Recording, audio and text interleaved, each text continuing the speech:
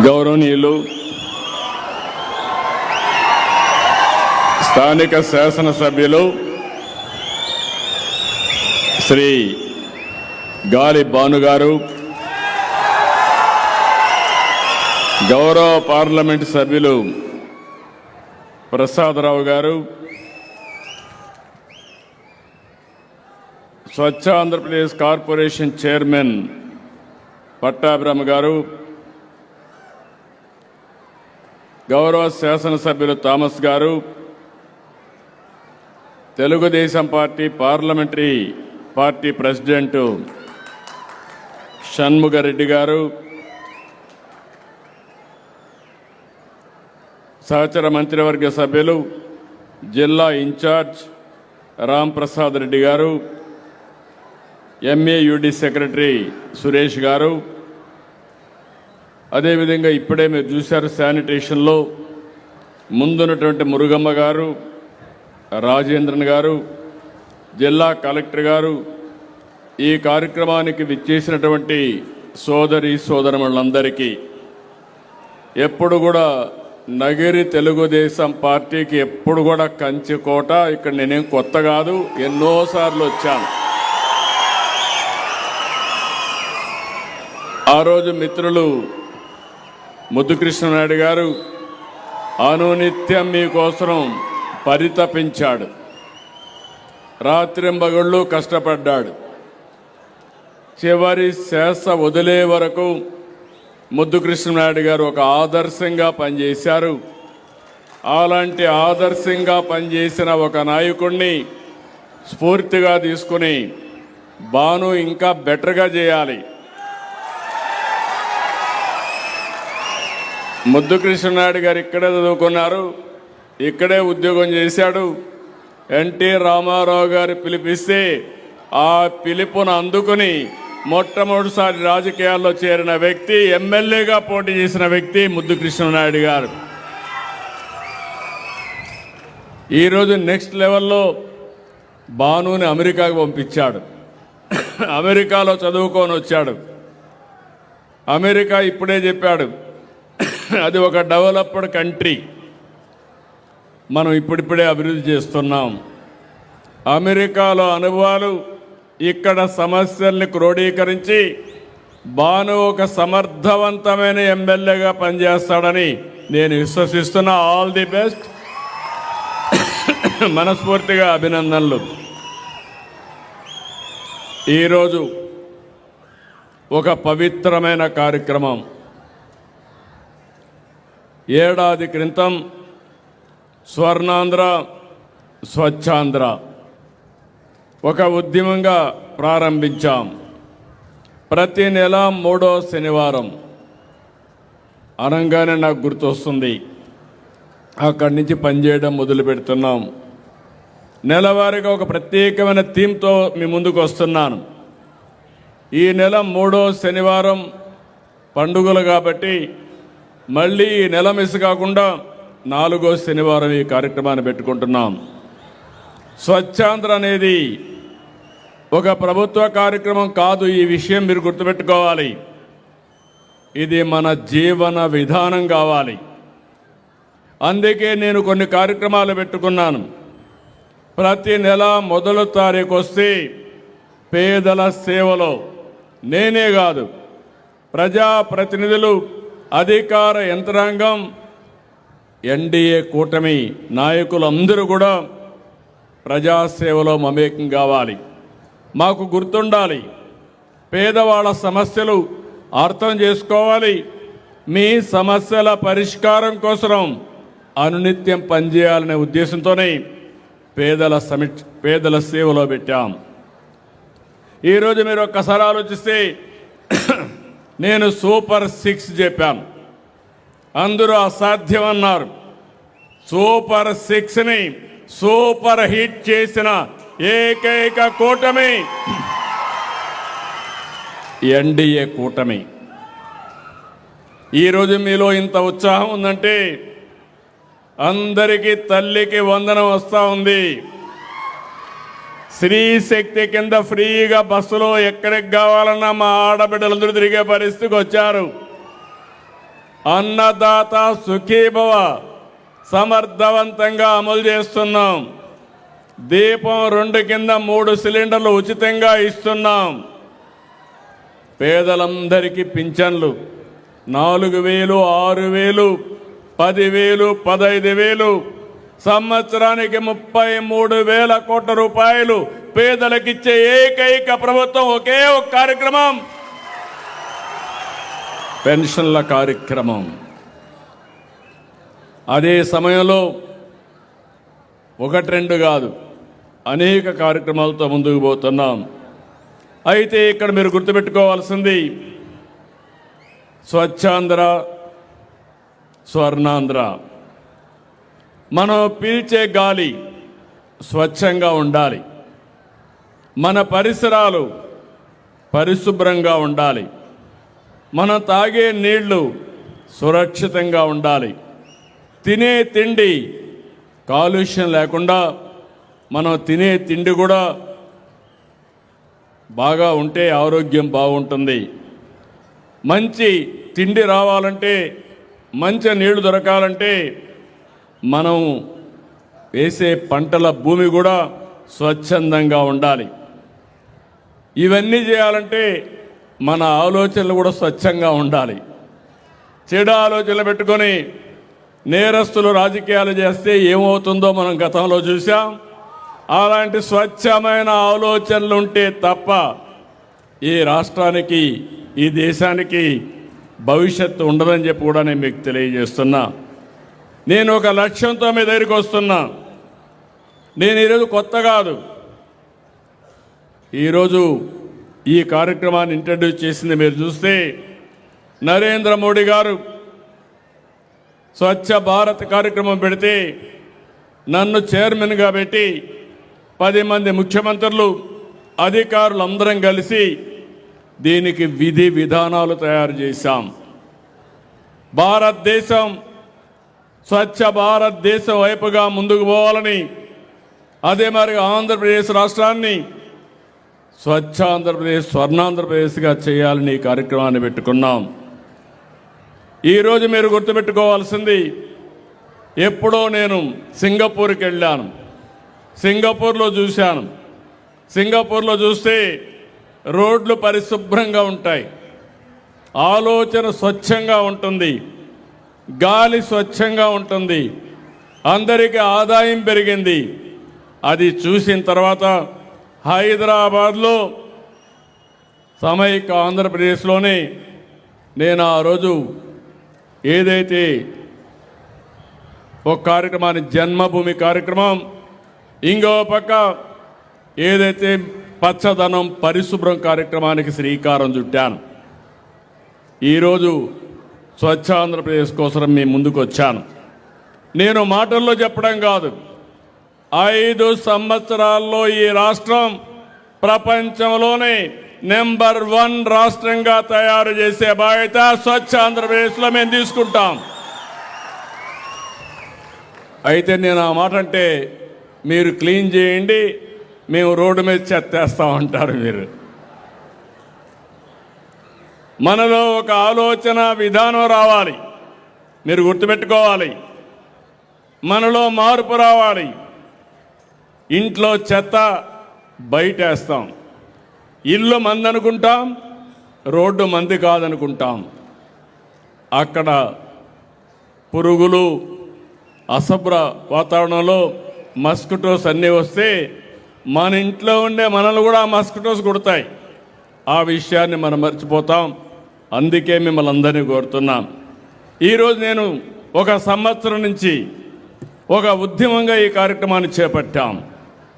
ఈరోజు మీరు చూస్తే రాష్ట్రం మొత్తం ఇక్కడనే నగర్లో 573 కోట్లతో వివిధ అభివృద్ధి కార్యక్రమాలు, ప్రారంభోత్సవాలు స్వచ్ఛ ఆంధ్రప్రదేశ్ కోసం తయారు చేశాం. స్వచ్ఛాంధ్ర మిషన్ అర్బన్లో సాలిడ్ వేస్ట్ ప్రాసెసింగ్ కింద 101 ఇంటిగ్రేటెడ్ సాలిడ్ వేస్ట్ మేనేజ్మెంట్ ప్రాజెక్టుని 510 కోట్లతో శాంక్షన్ చేశాం. ఇంకో పక్కన ఇంటింటికి డస్ట్బిన్లు ఇస్తున్నాం. ఇవి కూడా మీరు చూస్తే 2,21,00,000 విలువైన 9,048 హోమ్ కాంపోస్ట్ డస్ట్బిన్స్ ఇచ్చాం మీకు. మీ ఇంట్లో ఉండే పొడి చెత్త, తడి చెత్త మీ ఇంట్లోనే కాంపోస్ట్గా తయారు చేసుకుని అదే సమయంలో అందులో నుంచి మీరు కాంపోస్ట్ ఎరువు తయారు చేసుకుంటే అదనంగా మీకు ఒక 200 రూపాయల ఆదాయం వచ్చే పరిస్థితి వస్తుంది. కుటుంబాల బట్టి ఇది పెరుగుతుంది. ఇంకో పక్క గ్రామీణ ప్రాంతాల్లో చెత్త సేకరణ కోసం స్వచ్ఛ భారత్ మిషన్ కింద 6.7 కోట్లు శాంక్షన్ చేశాం. 200 ఆటోలు ఇచ్చాం, 1,200 ట్రైసైకిల్స్ ఇచ్చాం, 5,000 పుష్ కార్ట్లు ఇచ్చాం. ఇవన్నీ ఇచ్చి కార్యక్రమాన్ని ముందుకు తీసుకుపోతున్నాం. ఇంకొక పక్క పరిశుభ్రత డ్రైవ్ని పోయిన సంవత్సరం నుంచే ప్రారంభించాం. రాష్ట్రం మొత్తం మీరు ఒకసారి చూస్తే గడచిన ప్రభుత్వం 105 లక్షల మెట్రిక్ టన్నులు చెత్తని పట్టణాల్లో వదిలేసి వెళ్ళిపోయారు. చెత్త ఉంటే ఏమవుతుందో మీరు ఒకసారి చూడండి. ఆ చెత్త ఒడ్లో పడిపోయి పెద్ద పెద్ద గుట్టలుగా తయారైపోయి వర్షం పడితే ఆ వర్షం అంతా అక్కడే ఇంకి ఆ నీళ్లు భూగర్భ జలాలుగా కలుషితం అయిపోయి ఆ నీళ్లే మనం తాగే పరిస్థితికి వచ్చాం. అక్కడ వచ్చే చెడు గాలి మనమే పీల్చుకునే పరిస్థితికి వచ్చాం. ఈరోజు దాని మీద ఒక ఉద్యమ స్ఫూర్తితో పనిచేస్తున్నాం. దగ్గర మీరు ఒకసారి చూస్తే 90% పట్టణ ప్రాంతాల్లో, గ్రామీణ ప్రాంతాల్లో మొత్తం ఈ యొక్క లెగసీ వేస్ట్ అంతా కూడా క్లియర్ చేశాం. మార్చి లోపల మీకు అందరికీ హామీ ఇస్తున్నాం. 1,12,000 టన్నులు అంటే 112 లక్షల టన్నులు అంటే 1,12,00,000 టన్నులు చెత్తని పూర్తిగా తీసేసే బాధ్యత ఈ ప్రభుత్వం తీసుకుంటాం. ఇంకొక పక్క ప్రతి ఒక్క ఊర్లో door to door waste collection ఇప్పటికే ఇంటింటికి వస్తున్నారు. పట్టణ ప్రాంతాల్లో 97.26% ఇంటింటికి వచ్చి చెత్త కలెక్ట్ చేస్తున్నాం. గ్రామీణ ప్రాంతాల్లో మీరు చూస్తే 62% కలెక్ట్ చేస్తున్నాం. మార్చికి పట్టణ ప్రాంతాల్లో, గ్రామీణ ప్రాంతాల్లో 100% చెత్తంతా కలెక్ట్ చేసే బాధ్యత తీసుకుంటాం. ఇంకో పక్క 4 వేస్ట్ ఎనర్జీ చెత్త నుంచి కరెంటు తయారు చేసే ప్రాజెక్టులు ఇప్పటికే విశాఖపట్నం, గుంటూరులో వచ్చాయి. మళ్ళీ కర్నూలు, రాజమండ్రి, కడప, నెల్లూరులో 4 ప్లాంట్లు పెడుతున్నాం. ఇవి కాకుండా తిరుపతి, విజయవాడ ఇంకొక 2 వచ్చే అవకాశం ఉంది. ఇంకో పక్క అన్ని గ్రామాల్లో మీరు ఇంట్లో కాంపోస్ట్ తయారు చేయగలిగితే మంచిది. ఒకవేళ మీరు తయారు చేయకపోతే 10,790 సాలిడ్ వెల్త్ ప్రాసెసింగ్ సెంటర్స్ కింద రాష్ట్రం అంతా కూడా తయారు చేస్తున్నాం. ఇది డాక్రా సంఘాలకు అప్పచెప్పాం. వాళ్ళు తయారు చేసిన కాంపోస్ట్ని రైతులకు సరఫరా చేసే కార్యక్రమానికి శ్రీకారం చుట్టాం. స్వచ్ఛ రథాలు వారానికి ఒకసారి ఒక టైం టేబుల్ ప్రకారం మీ ప్రాంతానికి వస్తాయి. అక్కడి నుంచి మీరు వాడేసినటువంటి డ్రై వేస్ట్ కానీ, ప్లాస్టిక్ కానీ, కాగితాలు కానీ ఏవైతే ఇస్తే అవి తీసుకొని తిరిగి మీకు నిత్యావసర వస్తువులు అక్కడే ఇస్తారు. అంటే ఒకప్పుడు నేను చిన్నప్పుడు చూసేవాడిని, ఎవరన్నా మీ ఇంట్లో చెత్త ఉంటే, వేస్ట్ ఉంటే ఇవ్వండి, మేము దానికి డబ్బులు ఇస్తామని వచ్చేవాళ్ళు. ఇప్పుడు నేనే పంపించి మీ ఇంట్లో ఉండే ఇలాంటి వస్తువులు తీసుకొని మళ్ళీ మీకు నిత్యావసర వస్తువులు ఇచ్చే బాధ్యత ఈ ప్రభుత్వం తీసుకుంటున్నాం. నేను అందుకే ఒక మాట చెప్పాను, ఈ ప్రపంచంలో ఏది కూడా వృధా కాదు, మనం అన్నీ ఉపయోగించుకోవాలి. ఈరోజు ఆ పనే చేస్తున్నాం. వేస్ట్ నుంచి, చెత్త నుంచి సంపద సృష్టించడం ఏ విధంగా చేయాలనో చేస్తున్నాం. 130 స్వచ్ఛ రథాలు పెట్టాం. మార్చికంతా 660 వస్తాయి. మార్చికి మీ ఇంట్లో ఉండే చెత్త 100% కలెక్ట్ చేసే బాధ్యత ఈ ప్రభుత్వానిది, ఈ మున్సిపాలిటీలది. ఇది కాకుండా 2018లోనే రాష్ట్రాన్ని ఓడిఎఫ్గా తయారు చేశాం. ఇప్పుడు ఓడిఎఫ్ ప్లస్గా వెళ్తున్నాం. ప్లాస్టిక్ అయితే 17 పట్టణాల్లో ప్లాస్టిక్ కలెక్ట్ చేసే పరిస్థితికి ముందుకు వచ్చారు. వాళ్ళందరినీ అభినందిస్తున్నా. విశాఖ, విజయవాడ, తిరుపతి, కాకినాడ, రాజమండ్రి, పాలకొండ, రాజాం, బొబ్బిలి, సత్తెనపల్లి, కుప్పం, చిత్తూరు, మార్కాపురం, సాలూరు, నరసరావుపేట, తెల్లూరుపేట, పుంగనూరు, పలమనేరు మున్సిపాలిటీలు ఈరోజు మీరు చూస్తే ప్లాస్టిక్ని పూర్తిగా నిషేధించారు. వాళ్ళందరినీ గట్టిగా చప్పట్లు కొట్టి అభినందించండి. ప్లాస్టిక్ ఎప్పటికైనా ఒక విషయం, మనం అది వాడి రోడ్డు మీద వేసి పశువులు తింటే ఆ పశువుల నుంచి వచ్చే పాలు మనం తాగే పరిస్థితికి వస్తున్నాం. ఇంకో పక్క ఐటీసీ వాళ్ళతో భాగస్వామ్యంతో ఒక కార్యక్రమం well being out of waste అని చెప్పి WOW అని మన ఇంట్లో పాత పుస్తకాలు ఇస్తే వాళ్ళు కొత్త పుస్తకాలు ఇస్తున్నారు. పిల్లలందరికీ ఇది చాలా ఉపయోగంగా ఉంటుంది. అంటే ₹1 ఖర్చు పెట్టే పని లేకుండా కొత్త పుస్తకాలు వచ్చే పరిస్థితికి వచ్చాయని చెప్పి కూడా నేను మీకు తెలియజేస్తున్నా. స్కూల్స్లో కొత్త కార్యక్రమం పెట్టాం. ముస్తాబు అనే ఒక కార్యక్రమం పెట్టాం. అక్కడ ఒక మిర్రర్ పెట్టాం. మీరు తల్లిదండ్రులు కూడా గుర్తుపెట్టుకోవాలి, మన పిల్లలు పరిశుభ్రంగా ఉండాలంటే, ఎలాంటి జబ్బులు రాకుండా ఉండాలంటే వాళ్ళల్లో కూడా చిన్నప్పటి నుంచే పరిశుభ్రాన్ని ఏ విధంగా మెయింటైన్ చేయాలని నేర్పించాల్సిన అవసరం ఉంది. తల సరిగా దువ్వుకోవడం, అద్దంలో చూసుకోవడం, భోంచేకి మునుపు చేయి కడుక్కోవడం, చేసిన తర్వాత చేయి కడుక్కోవడం, శుభ్రమైన బట్టలు వేసుకోవడం, మనం వాడే షూ కూడా కరెక్ట్గా వేసుకుంటే మన పిల్లల్లో నమ్మకం వస్తుంది. అందుకే రాష్ట్రం మొత్తం అంగన్వాడీలో కూడా ముస్తాబు కార్యక్రమం పెడితే బ్రహ్మాండంగా ఉందని అంగన్వాడీ టీచర్లు చెప్పే పరిస్థితికి వచ్చారు. ఈరోజు పేరెంట్స్ని కోరుతున్నా, తల్లిదండ్రులు కోరుతున్నా, మీ పిల్లలకి పరిశుభ్రత చిన్నప్పటి నుంచి నేర్పించే బాధ్యత తల్లిదండ్రులదని మరొక్కసారి విజ్ఞప్తి చేస్తున్నా.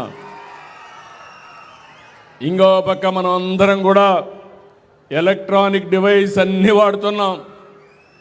ఈరోజు మీరు చూస్తే నేను ఫోన్ వాడతాం, టీవీలు వాడుతున్నాం, అనేక రకాలైన ఎలక్ట్రానిక్స్ వాడుతున్నాం. మళ్ళీ ఎక్కడంటే అక్కడ బారేస్తున్నాం. ఇది భూమిలో ఇంకడం లేదు. చాలా సమస్యలు వస్తున్నాయి. 47 పట్టణాల్లో 30 లక్షల ఈ వేస్ట్ని కలెక్ట్ చేస్తున్నారు. రేపు రాబోయే రోజుల్లో ఎక్కడికక్కడ 100% ఈ వేస్ట్ కలెక్ట్ చేసి దానివల్ల మీకు ప్రతిరూపంగా కొంత డబ్బులు కూడా ఇచ్చే కార్యక్రమాన్ని తీసుకొస్తాం. 13 నగరాల్లో రోడ్లన్నీ శుభ్రంగా చేయడానికి 71 భారీ స్వీపింగ్ మెషిన్లు తీసుకొస్తున్నాం. రోడ్లన్నీ మీరు గుర్తుపెట్టుకోవాలి, చెత్త క్లీన్ చేయడం ఒకటే కాదు, డస్ట్ కూడా ఉంటుంది, మట్టి ఉంటుంది. ఆ మట్టి మన లోపలికి వెళితే కాలక్రమేణా శ్వాస రోగాలు వచ్చే పరిస్థితి వస్తుంది. దాన్ని కూడా మనం ఆలోచించుకోవాల్సిన అవసరం ఉంది. నేను ఒకటే మిమ్మల్ని అందరినీ కోరుతున్నా, నేను ఎన్నిసార్లు చెప్పండి, నేనంటే బాగా అభిమానంగా ఉంటారు, కానీ నేను చెప్పింది మాత్రం కొంతమంది ఫాలో అవుతున్నారు. నేను మీ మంచి కోసం చెప్తున్నా. అందుకే గట్టిగా చెప్పండి.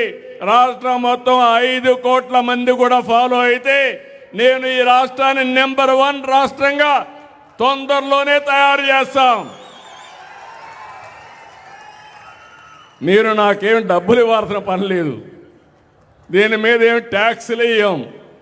చెప్పింది అర్థం చేసుకొని ఇది మంచిదైతే అమలు చేస్తే, సహకారాన్ని అందిస్తే ఆటోమేటిక్గా జరుగుతుంది. ఇంకో పక్క మీరు ఒకసారి చూస్తే పట్టణాల్లో 108 మిలియన్ లీటర్లు మురుగునీరుంది. 23 పట్టణాల్లో 33 ప్లాంట్లు పెట్టాం. ఇంకొక 82 పెడతాం. ఇప్పుడే భానుగారు అడిగారు, మా దగ్గర మొత్తం ఇవన్నీ కూడా పుత్తూరు నగిరిలో పూర్తి చేయమన్నారు.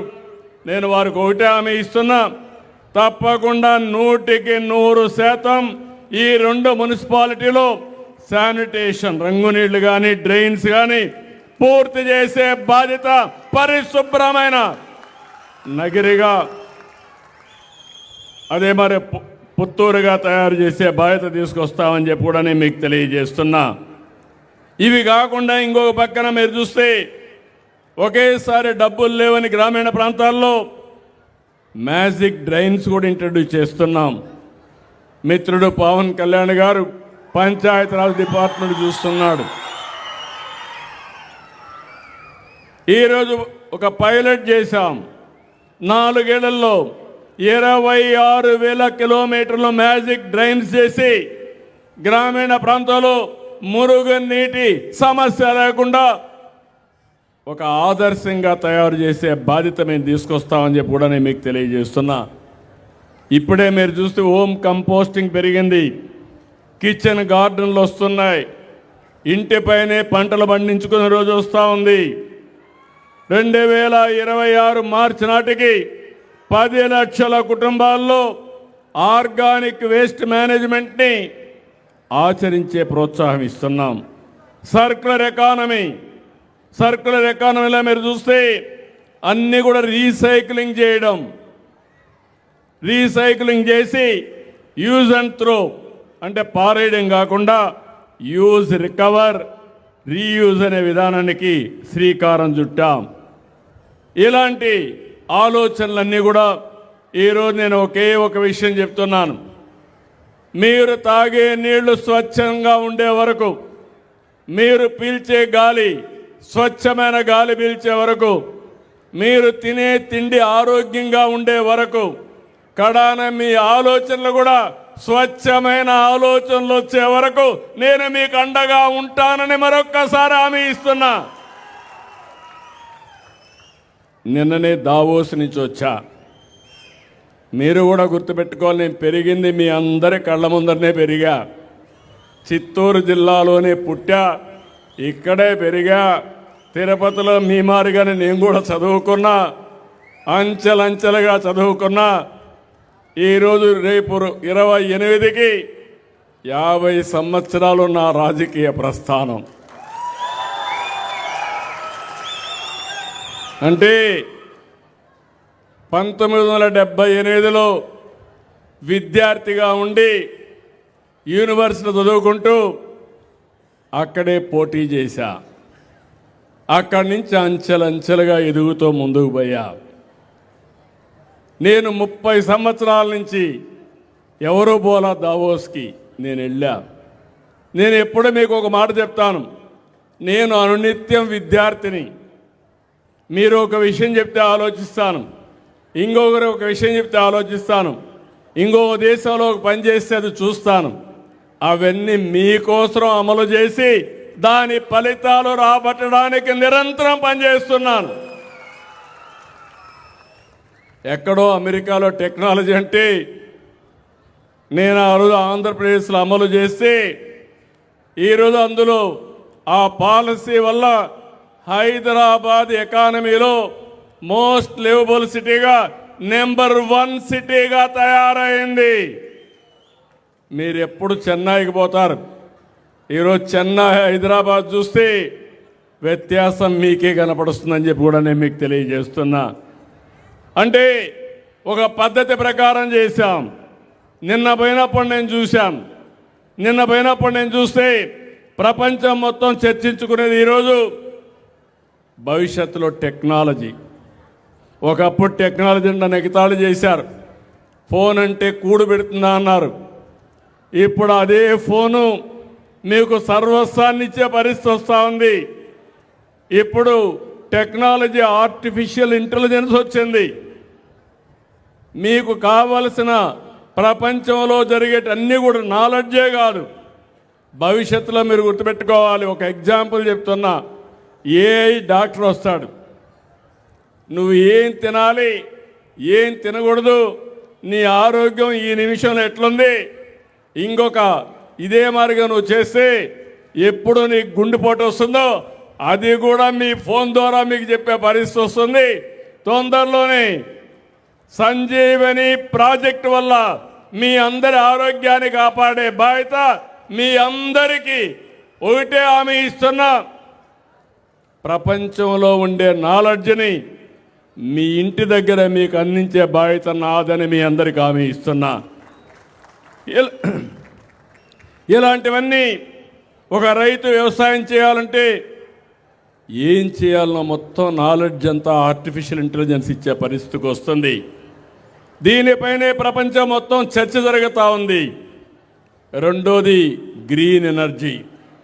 ఈరోజు మీరు ఒక విషయం గుర్తుపెట్టుకోవాలి. నేను చిన్నప్పుడు కరెంట్ వచ్చేది కాదు, మా ఊర్లో కరెంట్ ఉండేది కాదు.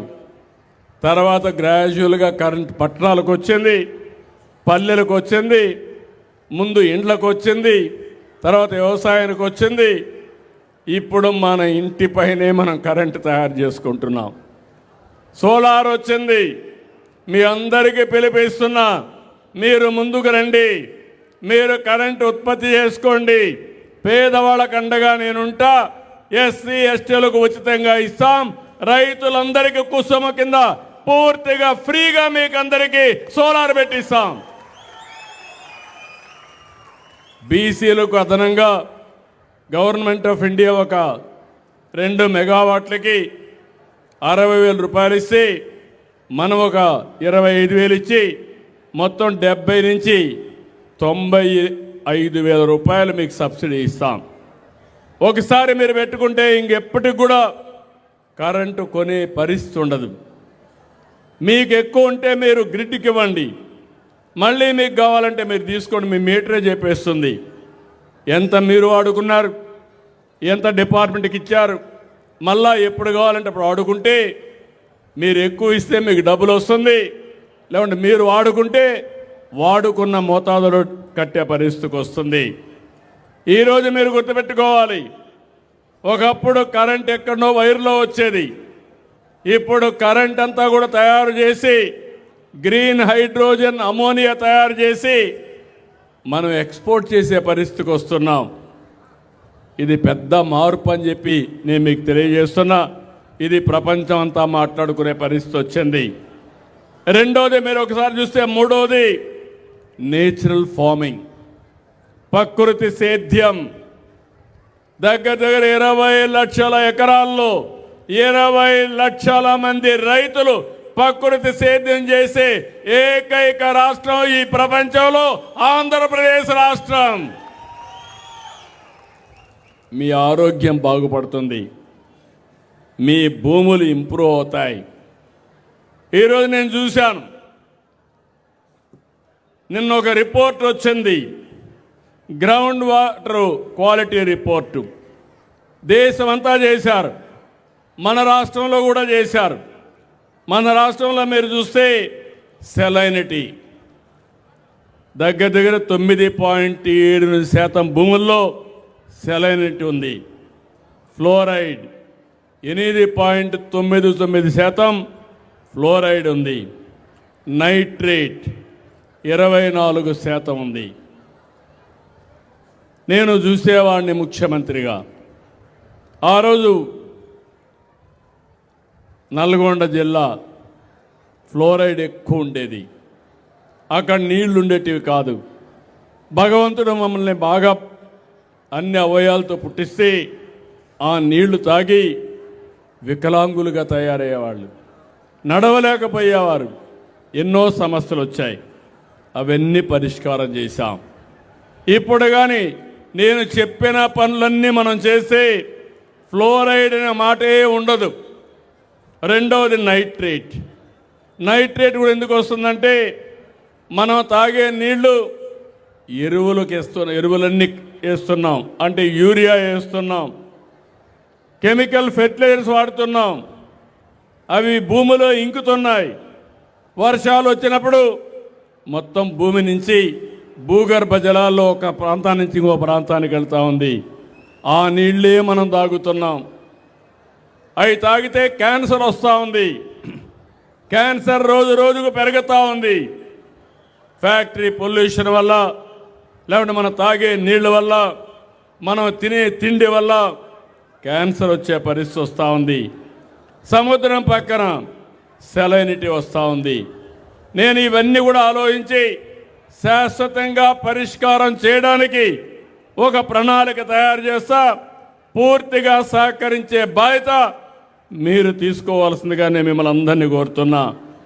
ఇవి నేను దావోసు పోయినప్పుడు నేను చూసిన కొన్ని సత్యాలు, అక్కడ చర్చించుకునే విధానాలు. ఇంకొక విషయం కూడా ఫైనల్గా మీ అందరికీ చెప్పాలి. కొన్ని దేశాలు సరైన సమయంలో ఆలోచించకుండా దేశాలే పూర్తిగా నష్టపోతున్నాయి. ఓసారి ప్రభుత్వంలో ఉండే పెద్దలు కానీ అక్కడుండే మేధావులు సరిగా ఆలోచించుకోకపోతే చైనాలో ఒక ఇంటికి ఒక చైల్డ్ అని ఒక నామ్ పెట్టారు. ఒకే పిల్లవాడు ఉండాలి, బిడ్డ కానీ పిల్లోడు కానీ ఒకరే ఉండాలి. ఆ పాలసీ వల్ల ప్రతి ఒక్క ఇంటికి ఒక్కొక్కరినే కన్నారు. అట్ వన్ స్టేజ్ 2 పిల్లలైతే ఫైన్ వేశారు, 3 పిల్లలు వేస్తే ఇంకా ఎక్కువ ఫైన్లు వేశారు. అందరూ కూడా ఒకరినే కనడం మొదలుపెట్టారు. కొంతమంది కనడం వదిలేశారు. ప్రపంచంలో ఎక్కువ జనాభా ఉండే దేశం చైనా. ఈరోజు చైనా జనాభా తగ్గిపోతూ ఉంది, భారతదేశ జనాభా పెరుగుతూ ఉంది. జనాభా మన సంపద. ఈ విషయం మీరు గుర్తుపెట్టుకోవాలి. ఒక్క చైనా కాదు, తొందరలో పాలసీ తీసుకొస్తా. ఈరోజు మీరు ఒక పక్కన చూస్తే Japan, south Korea, Taiwan, Singapore, Europe అన్ని దేశాల్లో జనాభా తగ్గిపోతూ ఉంది. ఇక్కడే మీ అందరికీ జ్ఞాపకం ఉంటుంది, నేను కొత్తగా ముఖ్యమంత్రి అయినప్పుడు నేను కూడా కుటుంబ నియంత్రణ తీసుకొచ్చాను. ఒకరు ముద్దు, 2 ఓకే, 3 వద్దని చెప్పా. తర్వాత ఆలోచించాను, మన దగ్గర కూడా ఇప్పుడు మీరు చూస్తే 2.1 జీవితకాలంలో భార్యాభర్తలు కనాలి. 2.1 కంటే బ్యాలెన్స్ అవుతుంది. అదే సమయంలో తగ్గితే జనాభా తగ్గిపోతుంది, పెరిగితే బెటర్గా ఉంటుంది. ఇప్పుడు సౌత్ ఇండియాలో అన్ని రాష్ట్రాల్లో జనాభా తగ్గిపోతూ ఉంది. మన దగ్గర 1.5కి వచ్చేసాం. మేలుకోకపోతే పెను ప్రమాదం. యూపీ, బీహార్లో మాత్రం ఒక్కొక్క కుటుంబం భార్యాభర్త 2.9 మంది పిల్లలకు అంటున్నారు ఫెర్టిలిటీ రేటు. అంటే దీన్ని బట్టి మీరు గుర్తుపెట్టుకోవాల్సింది, అది చూసిన తర్వాత ఒకప్పుడు పంచాయతీ ఎలక్షన్లో పోటీ చేయడానికి అర్హత లేదని చట్టాన్ని తీసుకొచ్చాను. ఇప్పుడు ఒక పిల్లవాడిని కంటే మీకు అర్హత లేదని చెప్పే పరిస్థితికి ఈరోజు వచ్చానంటే అది పెను మార్పు అని చెప్పి మరొకసారి మీకు తెలియజేస్తున్నా. భారతదేశం గొప్ప దేశం. ఆంధ్రప్రదేశ్ రాష్ట్రం అగ్రస్థానంలో ఉంటాం. జనాభా ఎక్కువ ఉంటే, ప్రపంచంలో జనాభా లేదు కాబట్టి మన దేశం నుంచి విదేశాలకు పోయి అక్కడ కూడా పనిచేసి డబ్బులు సంపాదించే పరిస్థితి వస్తుంది. అంటే సరైన సమయంలో నేను ఒకసారి నిర్ణయం తీసుకుంటున్నాను. ఆ రోజు నేనే నిర్ణయం తీసుకున్నాను, కుటుంబ నియంత్రణ.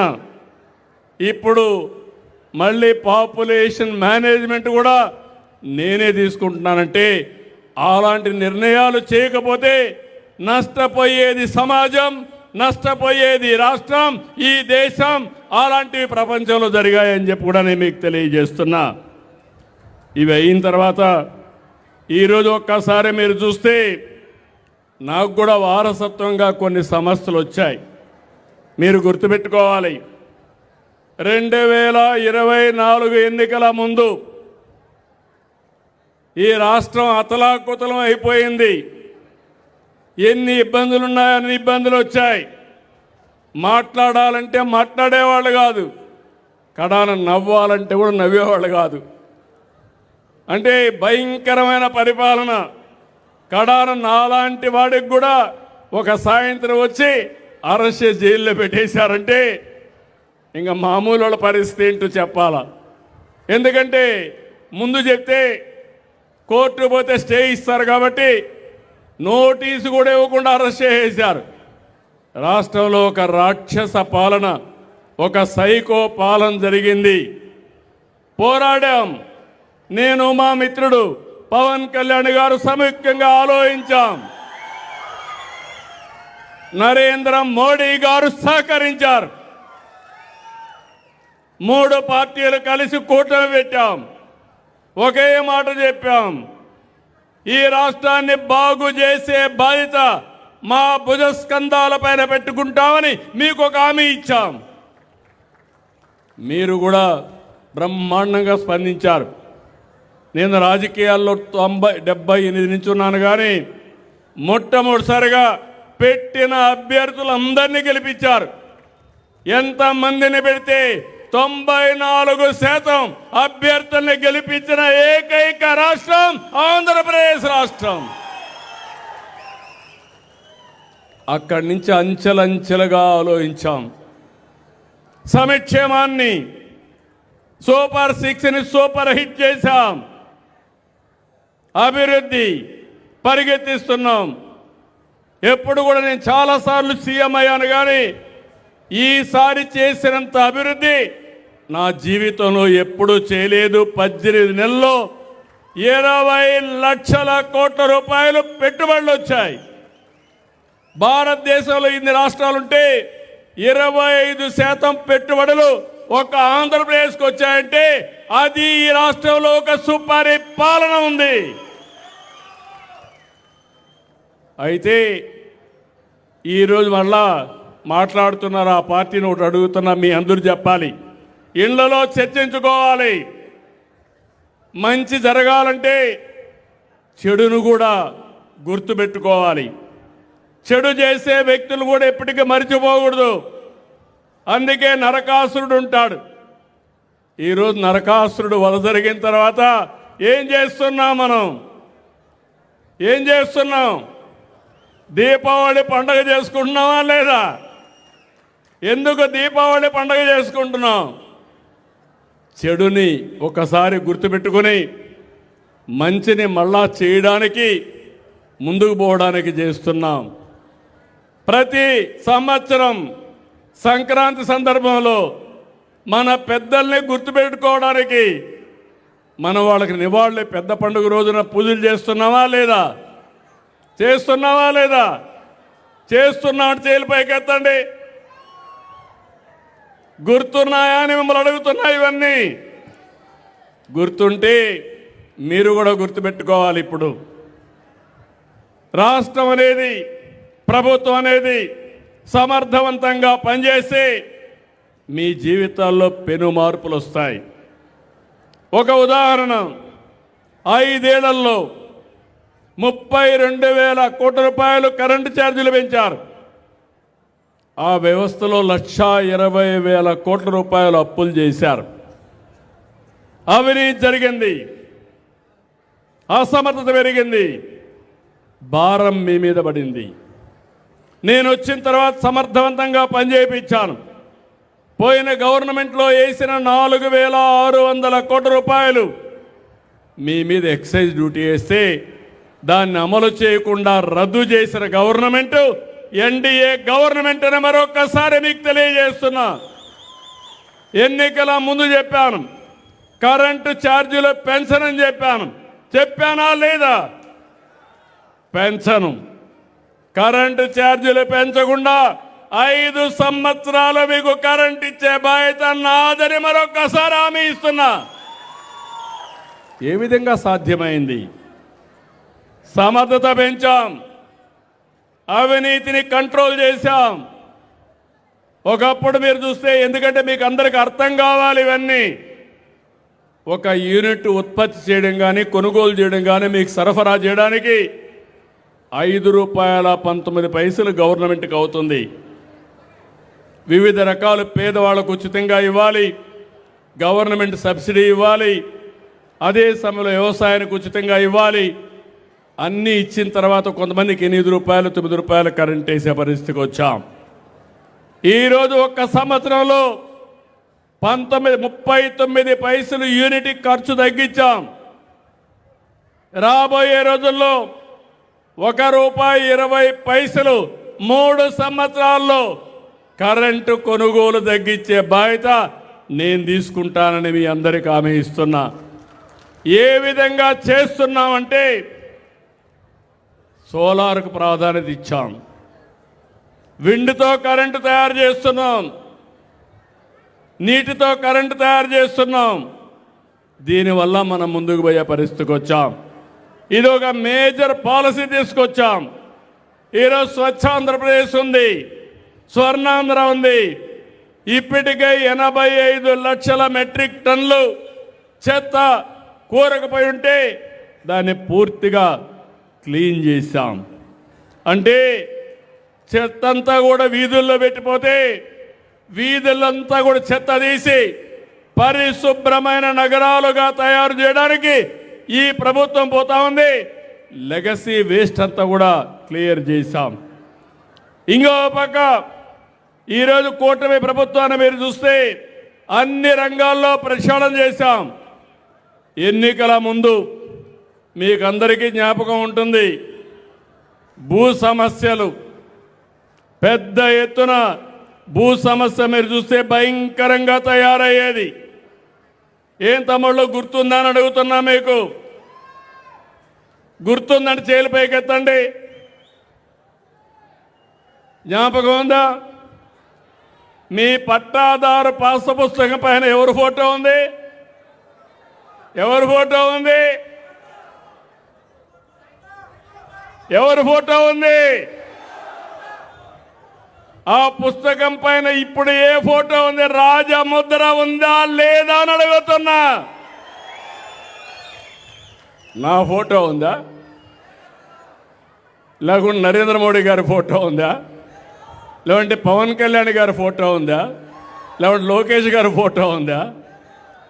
ఈయన పెద్ద గొప్పోడా? ఏమనాలి? ఏమంటారు మీరు? ఇంకో పక్క కొత్త చట్టం తీసుకొచ్చాడు, ల్యాండ్ టైటిలింగ్ యాక్ట్. ఎంఆర్ఓని తీసేశాడు, కలెక్టర్ని తీసేసుకున్నాడు, ఆయన మనుషులను పెట్టుకున్నాడు. అంటే మీ ఆస్తి మీ జుట్టు ఆయన పట్టుకొని లేయమంటే లేయాలా, కూర్చోమంటే కూర్చోవాలా. అంటే ఇది బ్లాక్మెయిల్ చేయడమునా కాదా అని అడుగుతున్నా. జ్ఞాపకం ఉందా మీ అందరికీ? ల్యాండ్ టైటిలింగ్ యాక్ట్ జ్ఞాపకం ఉందా లేదా? నేను కర్నూలులో ఎన్నికలు వచ్చినప్పుడు నాకు కోపం వచ్చి పుస్తకాన్ని తీసుకు తగలబెట్టా. నేను ఆ రోజు మీ అందరికీ హామీ ఇచ్చాను, నేను వచ్చిన వెంటనే ఈ ల్యాండ్ టైటిల్ యాక్ట్ రద్దు చేస్తానని. మొట్టమొదటిసారిగా రద్దు చేసిన చట్టం ల్యాండ్ టైటిలింగ్ యాక్ట్.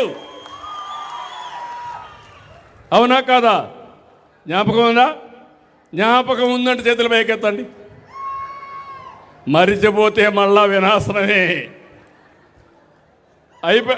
అవునా కాదా?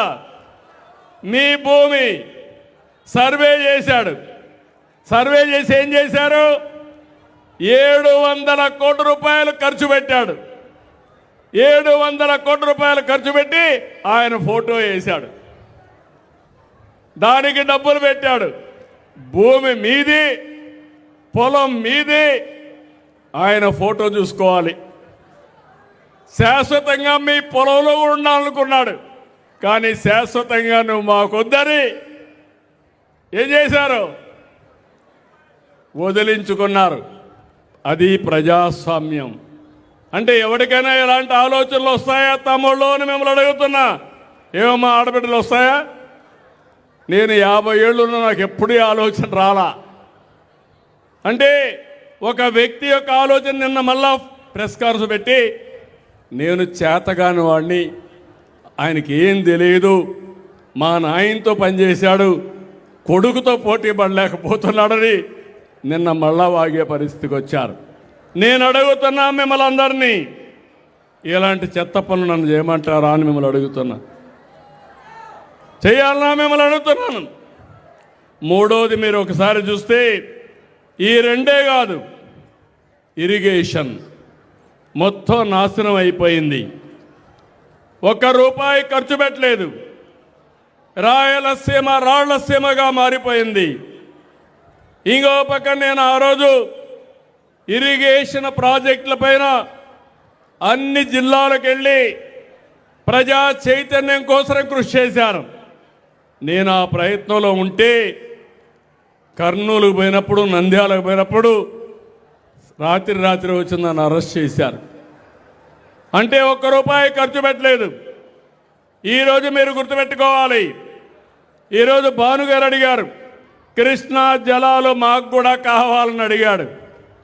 ఈరోజు కృష్ణా జలాలు రాయలసీమలో ఇవ్వచ్చని ఆలోచించిన ఒకే ఒక నాయకుడు నందమూరి తారక రామారావు గారు.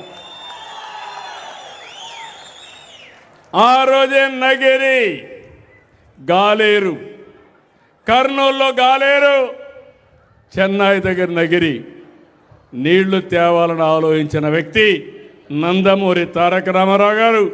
ఆ నీళ్లు మళ్ళీ మీకు ఇచ్చే పార్టీ ఎన్డీఏ పార్టీ అని మరొక్కసారి మీ అందరికీ హామీ ఇస్తున్నా. ఇప్పుడే ఇక్కడ సత్రవాడ ఆనకట్టు ఉంది, కోసల్ నగర్ ఉంది, వేణుగోపాల్ సాగర్ ఉంది, తిరుపతి దగ్గర బాలాజీ సాగర్ వస్తుంది, పక్కనే మల్లెమడుగు వస్తుంది, ఒక పక్క కోడూరు నుంచి రావాలి. అది వచ్చే వరకు నేనే రూపకల్పన చేశాను. సోమశిల, స్వర్ణముఖి బిఫోర్ ఎలక్షన్స్కి కృష్ణా నీళ్లు నగిరి వాస్తవ్యులు కూడా మీరు తాగే పరిస్థితి వస్తుంది. మొన్ననే నేరుగా కుప్పానికి తీసుకొచ్చాను.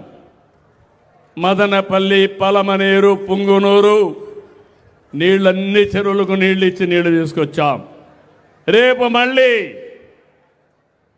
జూన్కంతా చిత్తూరుకు తీసుకొస్తాం. మళ్ళీ ఇంకొక సంవత్సరం, 1.5 సంవత్సరంలో ఒక 2-3 వేల కోట్లు కావాలి.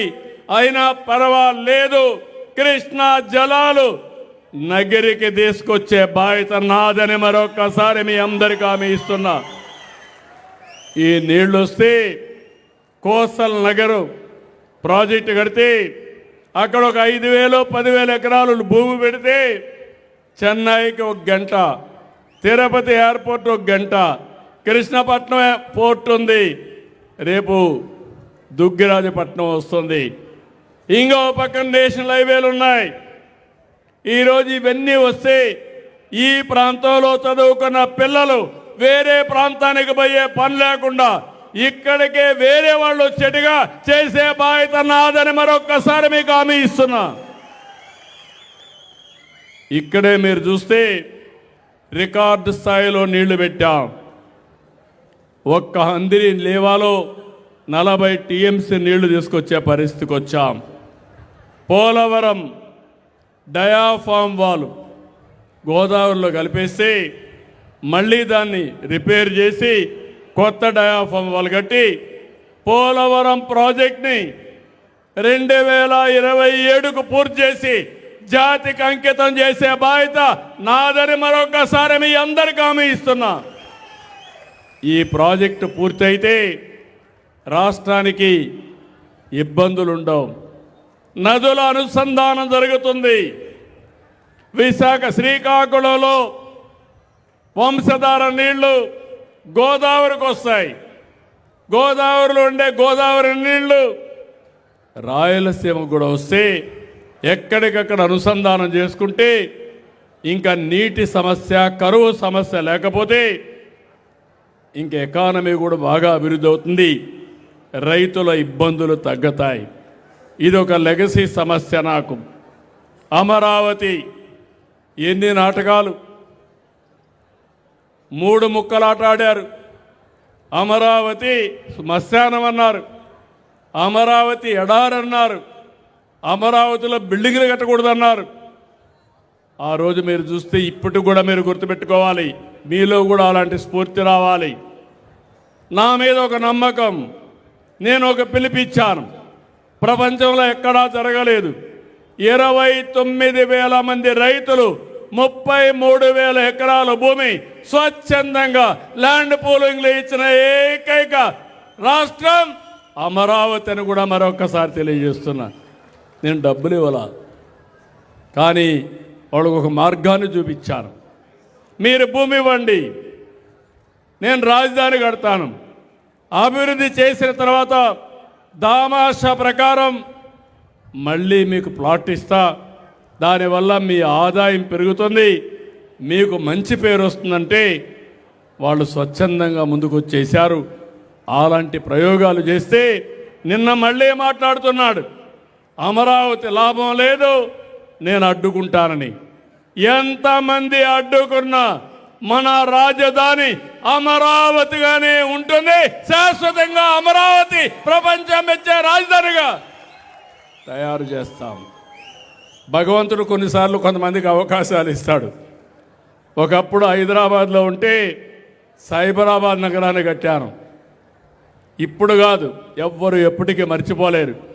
తెలంగాణకు ఎక్కువ తలసరి ఆదాయం వస్తుందంటే హైదరాబాద్ నగరానికి. అది హైదరాబాద్ నగరంలో సైబరాబాద్ వచ్చింది కాబట్టి వస్తుంది.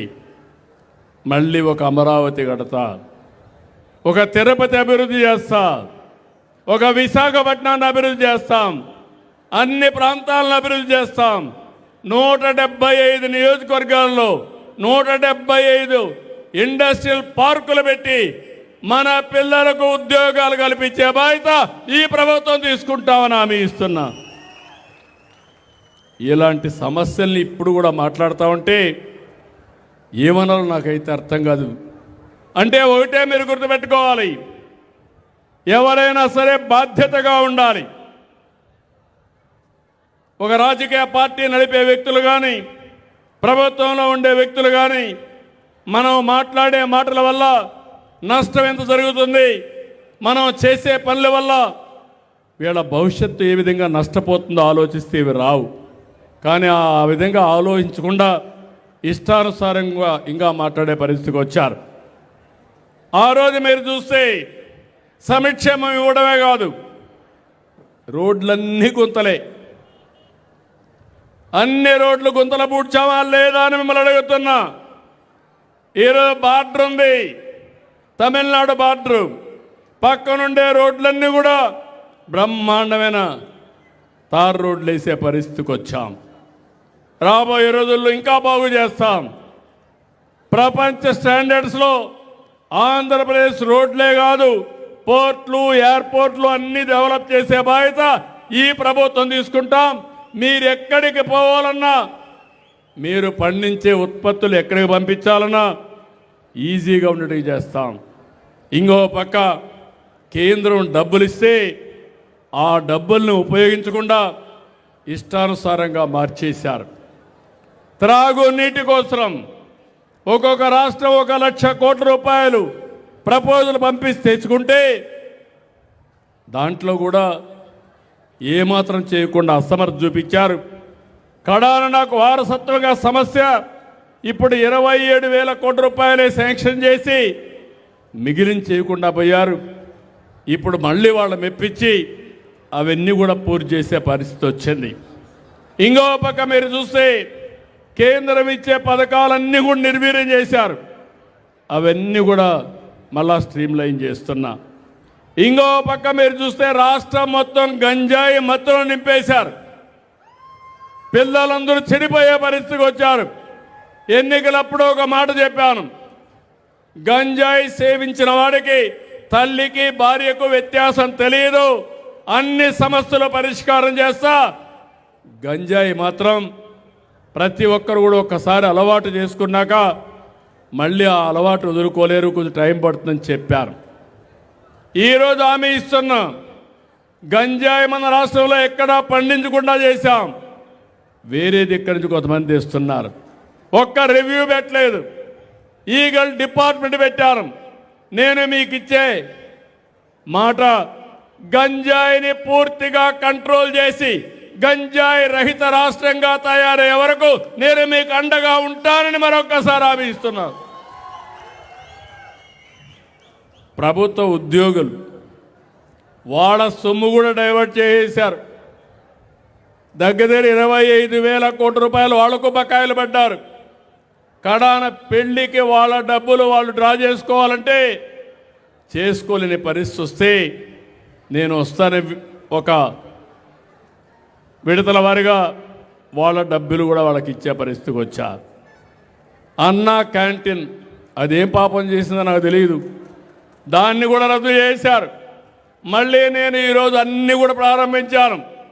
ఇవి కాకుండా ఇంకో 70 పెడుతున్నా. దగ్గర 270, 300 అన్నా క్యాంటీన్లు పెట్టి పేదవాళ్ళందరికీ అన్నం పెట్టే బాధ్యత మేము తీసుకుంటాం. శాండు, మైను, వైను అన్నిట్లో దోపిడే. కడాన వెంకటేశ్వర స్వామికి ఇచ్చే ప్రసాదం కూడా కల్తీనే, ఆ నెయ్యి కూడా కల్తీనే. ఇప్పుడు ఆయన అంటాడు నేనేదో క్రెడిట్ చోరీ చేస్తున్నానంట.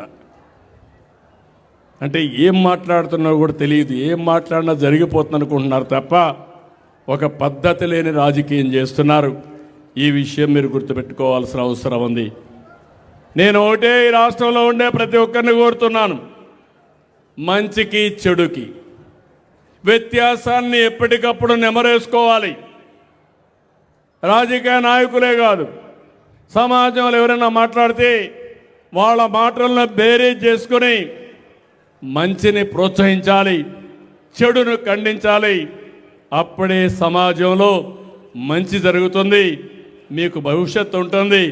మీకే కాదు మన పిల్లలకు కూడా బంగారు భవిష్యత్తు ఉంటుందని మీ అందరికీ విజ్ఞప్తి చేస్తున్నా. అందుకే నేను ఒక యజ్ఞమారిగా తీసుకున్నా. నేను స్వచ్ఛమైన ఆలోచనలే తీసుకొస్తాను. నేను ఒక ఆలోచన చేశాను మొన్న పోయినప్పుడు, దావోసుకు పోయినప్పుడు. మనలో శక్తి సామర్థ్యాలు కావాలి, చెడు మంచిని ఆలోచించాలి. అందుకని ఎప్పటికప్పుడు ఆలోచనలకి పదును పెట్టాలి. పదును పెట్టి మనం చేసే నిర్ణయం సరైన నిర్ణయమా కాదా అని మళ్ళీ ఆలోచించి ఏ సమయంలో కూడా సరైన నిర్ణయం తీసుకోగలిగితే ఈ రాష్ట్రానికి తిరుగుండదని చెప్పి కూడా నేను మీకు తెలియజేస్తున్నా. ఒకప్పుడు నేను స్కిల్లింగు, రీస్కిల్లింగు, అప్స్కిల్లింగ్ మాట్లాడేవాడిని. ఇప్పుడు నేను మాట్లాడేది థింకింగ్, రీథింకింగ్, రైట్ థింకింగ్. సమాజంలో ఒకటే ఉంటుంది మంచి, తాత్కాలికమైన ప్రయోజనాల కోసం కులము, మతము, ప్రాంతం, బంధువులని తప్పును కానీ మీరు ప్రోత్సహిస్తే, చెడు వ్యక్తులను మీరు ప్రోత్సహిస్తే అది సమాజానికి చాలా డేంజర్గా తయారవుతుంది. చాలామంది అనుకుంటారు నేను మాట్లాడితే ఎందుకు ఈయన మాట్లాడుతున్నాడని. నేను చెప్పకపోతే, మీలో చైతన్యం రాకపోతే ఈరోజు ప్రపంచంలో కొన్ని దేశాలు ఎట్లయితే నష్టపోయాయో మొన్నే మనం 5 ఏళ్ళు చూసాం.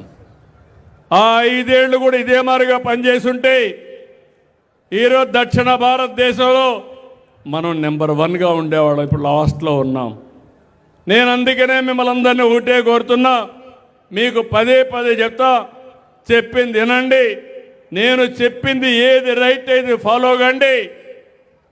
ఈ రాష్ట్రాన్ని బాగు చేసే బాధ్యత నాది, దాన్ని అమలు చేసే బాధ్యత మీ అందరిదని పిలిపిస్తున్నా. ఈరోజు టెక్నాలజీ ఉంది, ఒకే మాట చెప్పి ముగిస్తా. టెక్నాలజీ ఉంది. Technology is a game changer. ఒకప్పుడు సెల్ ఫోన్ లేవు, కనెక్టివిటీ లేదు. ఈరోజు మీకు ఏ సేవలున్నా వాట్సాప్లో నేరుగా ఇస్తున్నాం. రెండవది, ఏ పెన్షన్ ఇచ్చినా, రేషన్ ఇచ్చినా, ప్రభుత్వ సేవలు అందించినా, అన్నా క్యాంటీన్లో భోంచేసినా నేను ఎప్పటికప్పుడు అధ్యయనం చేస్తున్నా, సక్రమంగా వ్యవస్థ ఉందా లేదా అని. మీ ఇంట్లో చెత్త తీశారా లేదా, తీస్తే ఏ విధంగా తీశారని అడుగుతున్నా. ఎక్కడన్నా డబ్బులు అడుగుతున్నారా అని కూడా నేను అడిగే పరిస్థితికి వచ్చా. దేనికోసం ఎన్ని చేస్తున్నానంటే టెక్నాలజీ ఉపయోగించి మీకు ఇబ్బంది లేని పరిపాలన, సుపరిపాలన ఇవ్వాలని ఒకప్పుడు ఈజ్ ఆఫ్ డూయింగ్ బిజినెస్ మాట్లాడాను, ఇప్పుడు స్పీడ్ ఆఫ్ డూయింగ్ బిజినెస్ మాట్లాడాను. నిన్న మొన్న ఒక మాట చెప్పాను, స్పీడ్ ఆఫ్ డెలివరింగ్ గవర్నెన్స్.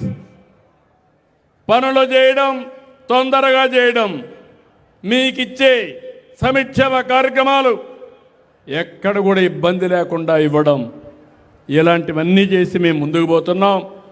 నేను అందుకే మీరందరూ టెక్నాలజీ ఉపయోగించుకోవాలి. మనం కానీ టెక్నాలజీ ఉపయోగించుకొని సరైన నిర్ణయాలు కరెంటు విషయంలో కానీ అభివృద్ధి విషయాల్లో చేసుకుంటే బ్రహ్మాండంగా మనం ముందుకు పోయే పరిస్థితి వస్తుందని చెప్పి కూడా నేను మీకు తెలియజేస్తున్నా. ఇక్కడికి వచ్చినప్పుడు ఈ ప్రాంతాల్లో మనం చూస్తే కరియ మాణిక్య స్వామి ఆలయం కూడా ఒక విశిష్టమైన ఆలయం. గజేంద్ర మోక్షం జరిగింది కూడా ఇక్కడే అంటారు. శ్రీ మహావిష్ణువు గజరాజుని మొసలి బారి నుంచి కాపాడిన రక్షించిన ప్రాంతం ఈ ప్రాంతం. ఈ టెంపుల్ను కూడా బాగా ఇంతటి పుణ్యభూమి, దీన్ని కూడా కాపాడుకోవాలి. ఆ పుణ్యభూమిలోనే 2024 ఎన్నికలు ఒక హిస్టారికల్ ఎన్నికలు జరిగితే బ్రహ్మాండమైన మెజార్టీతో గెలిపించిన మిమ్మల్ని మరొక్కసారి అభినందిస్తున్నానని చెప్పి కూడా నేను మీకు తెలియజేస్తున్నా. నేను పూర్తిగా భానుకు అండగా ఉంటా, అన్ని విధాల పనులు చేస్తాం. కుప్పం తరహాలో నగిరి నియోజకవర్గాన్ని అభివృద్ధి చేసే బాధ్యత మేము తీసుకుంటామని మీ అందరికీ హామీ ఇస్తున్నా. మున్సిపాలిటీల అభివృద్ధి కానీ, రోడ్ల వ్యవస్థ కానీ, ఇంకో పక్క రిజర్వాయర్లు కట్టించడం కానీ, ఇంకో పక్క ఇండస్ట్రీ క్లస్టర్స్ అయితే వడమాలపేట దగ్గర ఎలక్ట్రానిక్ క్లస్టర్ ఒకటి, కోసల్ నగరంలో ఒక పెద్ద జలాశయం ఒకటి, అదే మరి అక్కడ కూడా ఇండస్ట్రీస్ పెట్టించడం ఒకటి, ఇవన్నీ చేస్తాం. మీరు కూడా నేను అందుకే భానుగారిని కోరుతున్నా, ఎప్పటికప్పుడు ఇక్కడికి ఉండాలి, నర్చర్ చేయాలి. ఇదొక చరిత్ర. రెండోది, ఇక్కడే ఈ నియోజకవర్గం నుంచి జిల్లా పార్టీ అధ్యక్షుడిగా షణ్ముగ రెడ్డిని కూడా పెట్టాం. ఒక వెనుకబడిన ప్రాంతాల అభ్యర్థి. ఈ నగిరి నియోజకవర్గంలో పార్టీకి సిన్సియర్గా ఉన్నారని నేను రాజకీయాలు మాట్లాడడం లేదు, ఇక్కడి నుంచే ఒక నాయకత్వాన్ని మీకు ఇచ్చామని చెప్పి కూడా నేను మీకు తెలియజేస్తున్నా. అందుకే నేను మిమ్మల్ని అందరినీ కోరుతున్నా, నగిరి నాకెప్పుడు కూడా అండగా ఉండే ప్రాంతం, నేను చిన్నప్పటి నుంచి కూడా ఆదరించిన ప్రాంతం. మిమ్మల్ని పూర్తిగా అభివృద్ధి చేసే బాధ్యత మాది. మేము చెప్పిన మంచి పనులు ఫాలో అయ్యే బాధ్యత మీదని మరొక్కసారి అందరికీ విజ్ఞప్తి చేస్తూ అందరికీ నమస్కారాలు. జై హింద్, జై భారత్, జై తెలుగు తల్లి. Thank you very much sir. అత్యంత స్ఫూర్తిదాయకమైన మీ ప్రసంగం ఇక్కడ ఉన్న ప్రతి ఒక్కరిలో ఎన్నో ఆలోచనలను రేకెత్తించింది.